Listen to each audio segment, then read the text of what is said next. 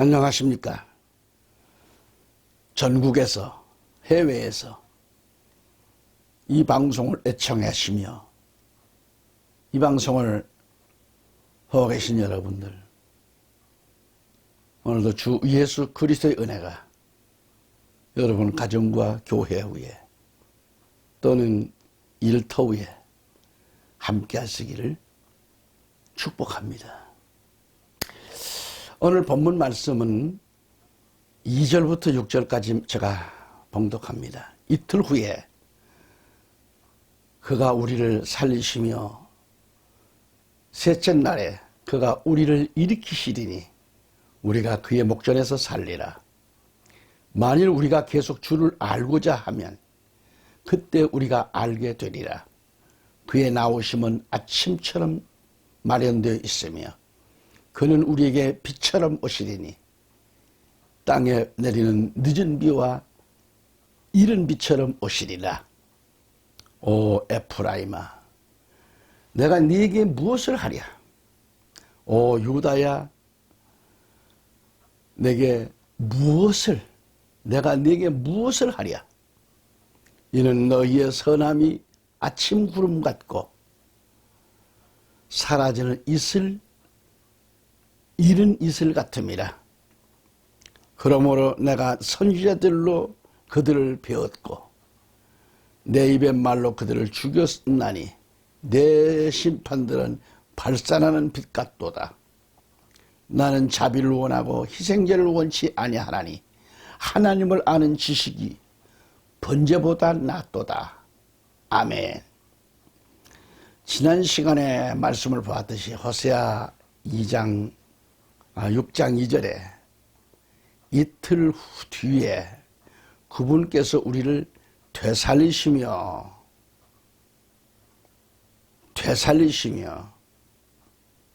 셋째 날에 우리를 일으키시니 우리가 그분의 눈앞에서 살리로다고 했습니다. 이 말씀에서 이틀 뒤에 하나님께서 우리를 되살리시며 셋째 날에 우리를 일으키시리니 그랬어요. 자, 이것은 이스라엘의 회복이 빠르고 확실하게 성취된다는 것을 보여주고 있는 말씀이죠. 성경의 역사를 보면 하나님 백성들을 핍박하는 대적자들은 가만두시지 않음을 볼 수 있어요. 가만두시지 않아요. 대적자들에게는 큰 타격과 공격을 감행하셨다는 것을 우리가 알 수 있습니다. 마치 아버지가 자식이 잘못을 저질렀을 때 채찍을 가했지만은, 그러나 내 자식이 누군가로부터 공격을 당하고 상처를 받았다라고 하면 아들을 감싸주고 보듬어주고 위로해줍니다. 그리고 아버지는 가해자를 만나 문제를 해결해 줍니다. 하나님께서는 비록 이스라엘이 이방 나라로부터 핍박을 받고 상처를 입었다면 그 대적자들을 치시는 것을 알 수 있어요. 물론 하나님은 선민 이스라엘이 범죄했을 때 이집트나 아말렉, 사마리아를 들어 회초리로 사용하십니다. 그렇게 이스라엘을 찢고 치게 하셨지만은 하나님은 그들을 또 엄하게 치셨음을 봅니다.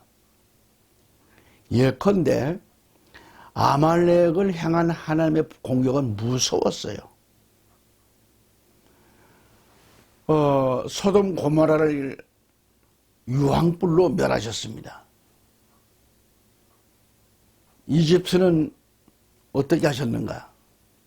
10가지 재앙을 내려 장자가 죽어나가는 일 등은 다 하나님이 직접 진두지휘를 하셨음을 알 수 있어요. 선민 이스라엘과 유다 백성들이 범죄했을지라도 계속해서 돌아오라고 부르셨습니다. 그래도 멸하지 않으시고 참고 기다리시는 거죠. 패역한 백성들을 하나님은 직접 공격하시지 않고 패역한 백성들 고집대로 그들이 하고 싶은 대로 손을 떼고 그대로 방치해 두실 때도 있다는 것을 알아야 돼요. 하나님은 직접적인 공격이 아닌 보호와 방어를 중단하고 이스라엘 그들이 하고 싶은 대로 놔두시는데 결국 이것이 재앙이 되거나 징벌이 되는 경우를 볼 수 있다는 말이죠. 주님은 패역한 주의 백성들을 직접 채찍을 들고 때리신 적은 없어요. 애써 보호하시거나 패역한 그들 소원대로 개입하지 않으실 때 주변 나라들이 이때다 하고 공격을 감행합니다.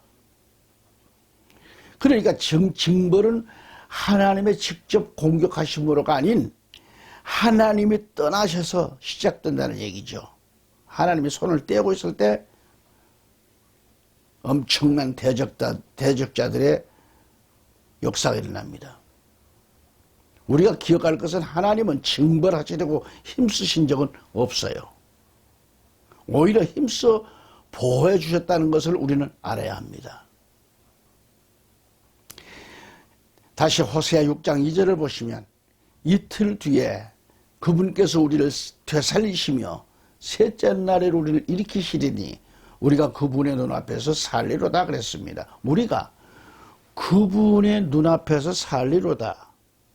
이 말씀은 회개하고 여호와께로 돌아오는 이스라엘을 다시 소생케 하실 뿐만 아니라 메시아를 통하여 영원한 생명으로 다시 살릴 것을 보장하고 약속하시는 말씀입니다.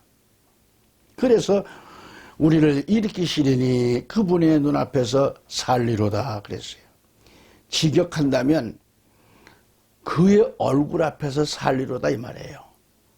그런 얘기입니다. 이 말씀의 문맥이 뭐냐? 바로 여호와를 정말 기꺼이 받아들이고 주의 주권을 인정하면서 그의 섭리와 보호 아래서 살게 되리라는 그런 의미를 갖고 있어요. 에레미야 30장 20절을 보면 그들의 자손들도 이전과 같겠고 그들의 회중도 내 앞에 굳게 서리니 그들을 학대하는 모든 자들을 내가 벌하리라 그랬어요. 호세아 6장 3절에 우리가 계속해서 주를 알고자 하면 그때에 우리가 알리라. 그분의 나오시면 아침같이 예배되어 있으며 그분께서는 비같이 곧 땅에 내리는 비, 늦은 비와 이른 비같이 우리에게 임하시리라. 이렇게 말씀합니다. 아멘. 3절에 넘어가시면 애써 힘써 여호와를 알자 그랬어요. 힘써 여호와를 알자. 주님을 믿는 거 힘을 써야죠. 예배도 힘 써야죠. 힘써 여호와를 알자. 주님을 알아야 돼요. 우리 예수님을 알아야 돼요. 우리가 계속해서 주를 알고자 하면 그렇다는 얘기죠. 여호와를 알고자 하면 이 말씀인 히브리 문의 다트라는 말인데 이것은 우상 숭배와 배교로부터 돌아서려는 강한 열정을 내포하고 있는 말씀입니다. 다트라는 말이 호세아 4장 1절에도 이스라엘 자손들아 너희는 주의 말씀을 들으라. 그 땅에 진리도 없고 긍휼도 없고 하나님을 아는 지식도 없으므로 주께서 그 땅의 거주민들과 논쟁하느니라 그랬어요. 6절의 말씀 가서 보면은 내 백성이 지식이 부족함으로 망하는도다. 지식이 없어 망해요. 내가 지식을 거부했으므로 나도 너를 거부하겠다. 내가 나를 위해 제사장이 되지 못하게 할 것이고 네가 내 하나님의 율법을 잊었은즉 나도 네 자녀들을 잊으리라 그랬어요. 우리가 계속해서 여호와를 알고 섬기는 일에 온 마음과 성품을 다하여 열심히 쫓아간다면 그때 우리가 알리라고 했어요. 그래서 주님이 나오시는 것은 아침같이 예배되어 있다라고 말씀합니다. 아침같이 예배된 시점은 해가 떠오르는 때를 가리켜요. 해가 해가 솟는 때. 그러므로 본 말씀, 본 구절의 의미는 뭐냐? 여호와의 임재가 새벽처럼 틀림없이 나타난다는 이 사실을 표현하고 있는 얘기예요. 표현한 말씀이죠. 그러니까 우리 예수님께서 임하시는 모습은 비같이, 곧 땅에 내리는 늦은 비와 이른 비같이 우리에게 임하시리라고 말씀하는 겁니다. 땅에 내리는 늦은 비는 추수하기 전 3, 4월 중에 내리는 봄비를 가리키고요. 또 이 비는 곡물의 수확에 가장 중요한 그런 비입니다. 이처럼 만물을 소성케 하는 겨울비와 봄비처럼 우리 주님 하나님께서는 자기를 힘써 아는 백성들에게, 하나님을 힘써 섬기고 아는 백성들에게 풍요로운 은총과 축복을 내리신다는 그런 임재의 말씀을 여기서 지금 보여주고 있는 거예요. 아멘.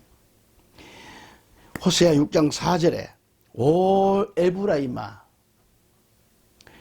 내가 네게 이렇게 하랴. 어떻게 하랴 그랬게요. 어떻게 하랴.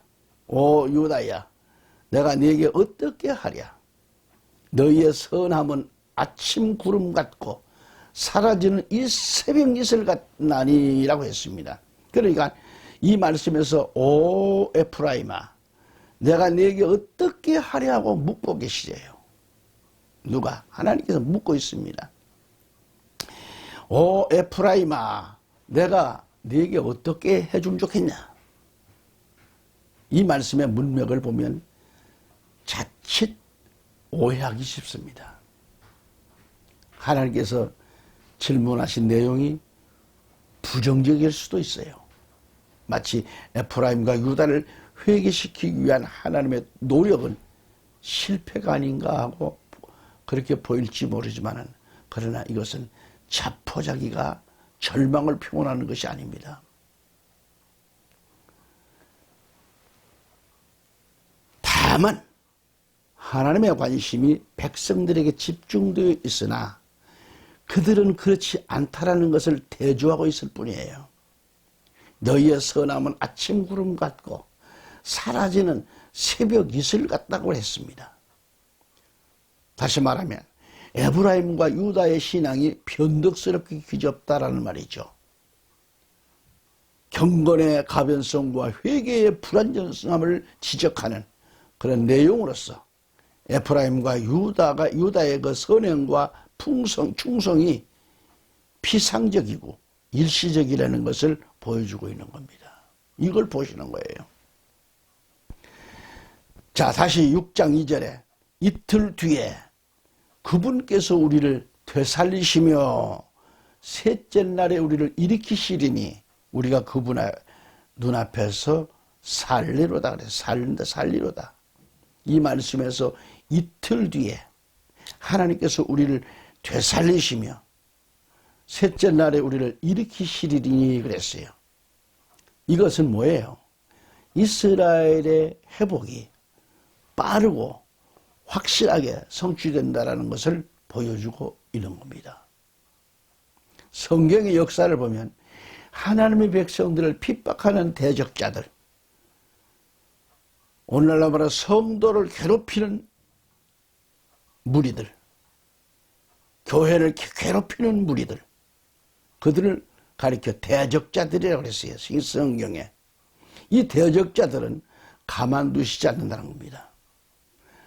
하나님 백성을 건드리고 괴롭히는 것, 하나님의 선민을 괴롭히는 것, 하나님의 교회를 괴롭히는 것, 그들이 대적자들입니다. 이 대적자들에게는 큰 타격과 공격을 감행하셨어요. 마치 아버지가 자식이 잘못을 저질렀을 때 채찍을 가했지만, 그러나 내 자식이 누군가로부터 공격을 당하고 상처를 받았다라고 했을 때는 아들을 감싸주고 보듬어주고 위로해줍니다. 그리고 아버지는 가해자를 만나 문제를 해결해 줬잖아요. 하나님께서는 비록 이스라엘이 이방 나라로부터 핍박을 받고 상처를 입었다면 그 대적자들을 치시는 걸 알 수 있어요. 가만두시질 않아요. 쳐요, 쳐. 물론 하나님은 선민 이스라엘이 범죄했을 때 저 이집트나 아말렉, 아시리아를 들어서 회초리로 사용하실 때도 있어요. 또 반대로. 그렇게 이스라엘을 찍고 치게 하셨지만은 하나님은 그들을 또 엄하게 치셨음을 보는 거예요. 때리게 해놓고 또 하나님께서는 그들을 또 치세요. 예컨대 아말렉을 향한 하나님의 공격을 무서워했습니다. 소돔과 고모라를 유황불로 멸하셨어요. 그러니까 이집트는 어떻게 하셨는가? 10가지 재앙을 내려서 장자가 죽어나가 자빠지는 이런 일들. 이거 다 뭐예요? 하나님의 직접 진두지휘를 하셨던 거죠. 선민 이스라엘과 유다 백성들이 범죄했을지라도 계속해서 돌아오라고 부르셨습니다. 그래도 멸하지 않으시고 참고 기다리시는 분이 바로 하나님이십니다. 그토록 패역한 백성들을 하나님은 직접 공격이 아닌 백성들을 고집들어 그들이 하고 싶은 대로 그렇게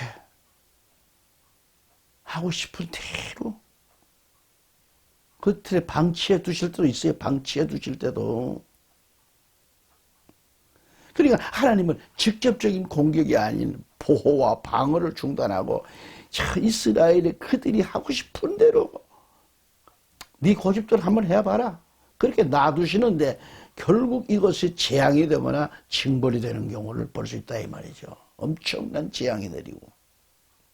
그러니까 하나님은 패역한 주의 백성들을 직접 채찍을 들고 때리시는 것적은 없습니다. 애써서 보호하시다가 패역한 그들 소원대로 개입하지 않으실 때 주변 나라들이 이때다, 기회는 이때다 해가지고 그때 공격을 감행해 오는 거죠. 그래서 우리나라로 말하면 갑자기 어려운 일을 당하고 교회가 어려운 일을 당하고 국가가 어려운 일, 이것은 다 뭐예요? 하나님이 손을 놓고 계실 때 일어납니다. 교회가 잘못을 많이 저질렀을 때는 하나님 손 놓아요. 촛대를 옮겨버리는 거예요. 깨달을 때까지 놔둔 겁니다. 그러니까 징벌은 뭐예요? 하나님의 직접 공격하심으로가 아닌 하나님이 떠나셔서 시작되는 얘기입니다. 하나님이 그를 간섭 안 하고 떠나세요. 촛대를 옮기세요. 우리가 기억할 것은 하나님은 징벌하시려고 힘쓰신 적은 없다니까요. 오히려 힘써 보호해 주셔서 본임을 알아야 합니다. 그래도 우리가 자꾸 죄악된 길로 고집부리고 나가면 하나님은 손 떼신다 이거예요. 호세 6장 5절에 그러므로 내가 대언자들로 그들을 넘어뜨리고 내 입의 말들로 그들을 죽였노라. 너에 대한 심판은 앞으로 나아가는 빛 같으니라고 했습니다. 청자 여러분, 여러분들 오늘도 주님의 이름으로 사랑합니다. 오늘 말씀을 보면 이스라엘의 이율 배반적인 그 태도는 급기야 하나님의 심판을 가져왔습니다. 여기 치다의 히브리어 아차브라는 이 하차브라는 것은 도끼로 나무를 베거나 연장으로 파내거나 잘라내는 것을 의미합니다. 하차브라는 말은 이처럼 심판의 직접적인 행위, 즉 파괴를 가져오는 잘라냄을 뜻하고 있습니다. 잘라낸다. 곧 선지자들의 입에서 나오는 여호와의 말씀이 능력의 심판으로 나타나는 것을 가리키는 거예요. 이해가 가십니까? 내 입의 말들로 그들을 죽였노라 그랬어요. 말로 사람을 죽였다고 했습니다. 이 뭐냐? 에프라임과 유다에게 내려지는 심판임이 분명하게 나타납니다. 그 심판은 뭐예요? 마치 빛처럼 나간다는 거죠. 빛처럼. 빛의 속도는 엄청나죠? 빛처럼 나간다. 즉 백성들 위에 내려지는 여호와의 심판은 앞으로 나아가는 빛같이 행해진다는 거죠. 심판이 앞으로 나아가는 빛같이 분명하게 임하기 때문에 어느 누구도 이 심판을 피할 길이 없습니다. 피할 수 없어요.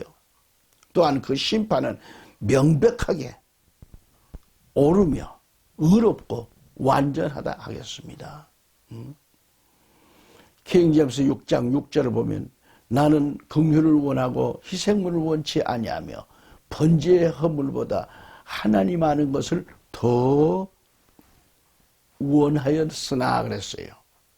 개역성경에 나는 인애를 원하고 제사를 원하지 아니하며 번제보다 뭘?